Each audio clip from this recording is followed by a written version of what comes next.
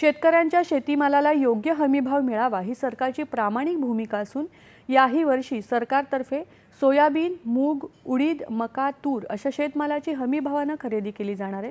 ही खरेदी प्रक्रिया शेतकऱ्यांना केंद्रबिंदू मानून पारदर्शकता आणि गतीने राबवण्यासाठी नियोजन करावं, तसंच नोंदणीपासून ते चुकारे मिळेपर्यंतची सर्व प्रक्रिया अद्ययावत तंत्रज्ञानाचा वापर करून सुलभरित्या पार पाडावी असे निर्देश पणन आणि राजशिष्टाचार मंत्री जयकुमार रावल यांनी दिलेत।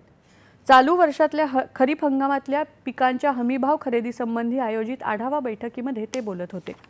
खरेदी केंद्रावर शेतकरी माल घेऊन आल्यानंतर तात्काळ मोजणी करावी, शेतकऱ्यांना साठवणुकीची पावती द्यावी, तसंच 24 तासांच्या आत शेतकऱ्यांच्या खात्यात पैसे जमा होण्याच्या दिशेने कारवाई करावी, ई-पीक पाहणी संबंधी शेतकऱ्यांमध्ये जागृती करावी आदी सूचना रावल यांनी यावेळी संबंधित यंत्रणांना केल्या।